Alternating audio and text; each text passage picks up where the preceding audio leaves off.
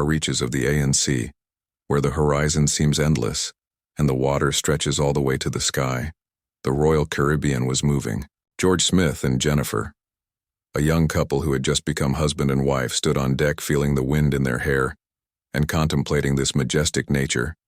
The Aegean Sea spread out before them, like a vast life full of promise and plans. Thus began their wedding journey, which became not an ordinary cruise but a story turned into a mystery. On July 5, 2005, around 8 a.m. on Deck 7 in one of the cabins of the cruise ship Royal Caribbean, 16-year-old Emily Rausch of Chicago was preparing for a new sunny day outside her cabin window. Emily noticed something strange that caused her alarm. She saw something that looked like blood smeared across the canopy that served as a sort of shield for the lifeboat nearby. She also saw a blood stain near the very edge of the canopy, as if someone having been injured had fallen there before disappearing overboard. Emily could not remain indifferent to this discovery, and hastened to report the strange footprints to the staff of the liner. A host of other passengers from neighboring cabins also discovered these frightening signs. A lively and exciting discussion began on Deck S about what might have happened. Thus began a story that made front-page headlines in many international publications, just days after a happy young couple embarked on their honeymoon Mediterranean cruise. The happiness of young people was suddenly cut short by an inexplicable, terrible event that unfolds fed in cabin number 962. The versions of what happened were varied and confusing, including an accident, possible robbery, or even premeditated murder, and the investigation became a puzzle for the police. Traces and evidence collected on board pointed to multiple suspects, each hiding their own secrets. It seems that many on the liner knew far more than they were willing to say what really happened that dark night. On board, that is the question that detectives, journalists, and all those following this mysterious story are asking themselves. George Smith was a cheerful, inquisitive, and bright young man. He was born in the small town of Greenwich, Connecticut. His childhood was a happy one, filled with the joy and support of his family, which came first for George, and he always maintained a close relationship with his parents and his sister, Bree. His father, George Smith Sr., owned a liquor store and ran it himself. The family business was not just a job for him but a true passion. In 2000, the younger George Smith successfully completed his higher education in business at Babson College, which is located in Massachusetts. After graduation, he worked for several years in Boston as a computer data mining analyst. However, his heart has always belonged to the family business. After making an informed decision, George decided to return home to help his parents run the store. Under his father's guidance, he was going to learn the ins and outs of the family business so that he could take over the store in the future and allow his parents to enjoy a well-deserved vacation. In 2002, at one of his reunions with friends, George Smith met a girl who became his life partner. Jennifer was also a Connecticut native and had just received a job offer as an elementary school teacher. She was bright, beautiful, and ambitious, just like George himself. The young people were completely enamored with each other. George's parents were also delighted with his chosen one. 3 years later, in 2005, when George was 26 years old, the couple decided to get married and start a new chapter of their lives. They celebrated their wedding at the Castle Hill Inn, located in the picturesque town of Newport, Rhode Island, and the ceremony itself took place on the ocean front.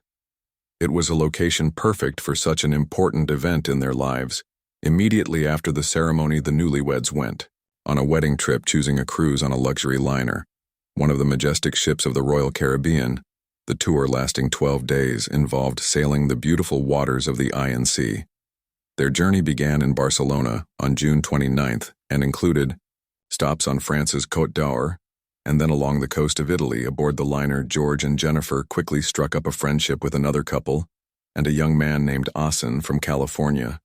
20-year-old Josh Asen, a man with a keen sense of humor, quickly won George's friendship, and onward the merry company enjoyed spending time together. The 1 of July, when the liner mowed off the Italian coast, they decided to go on land together and have fun all day. July's 04, young people traveled around the island, walked through the narrow streets of its old town, swam in the cleanest Aegean Sea, and tasted the local cuisine in cozy taverns, happy and cheer. They enjoyed each other, and the atmosphere of this beautiful place Mykonos left unforgettable memories in their hearts, and they plan to also have fun continuing this evening together on the deck of the liner. After a romantic dinner, George and Jennifer met up with their friends again on the liner. The merry company decided to unite and have a good laugh to remember this exotic corner of the world. The evening was full of laughter and excitement. After enjoying delicious appetizers and drinks, the newlyweds, in the company of Josh Askin, went to have fun in the casino on board. The liner George and Josh enjoyed sitting at the craps table. They were also kept entertained during the game, while Jennifer enjoyed playing at the poker table. By the end of the evening, the newlyweds had lost a not insignificant amount of money. Without regret, they joked about losing. After all, it was their honeymoon after the casino closed. Apparently, the friends decided to continue their night out. The last video of Gigi was recorded around 2:30 a.m. On one of the liner's many security cameras, the footage showed him leaving the casino. But that did not mean George would return to his cabin in the early morning hours of June 5, 2005, on the Greek island of Mykonos. A mysterious plot began to unfold. George Smith, 26, a newlywed who was on an Aegean cruise with his wife Jennifer, disappeared last night. George was reportedly having an active time enjoying the liner's atmosphere of fun and luxury. Everything seemed harmless that night, but the sequel turned out to be much darker. The captain of the ship examined the cabin, under the window of which strange footprints had been found, as well as the place on deck. There was no one in the cabin. The available footprints and evidence indicated that something serious had happened. The possible disappearance of the newlyweds was related to violence. The news quickly reached all the liner visitors.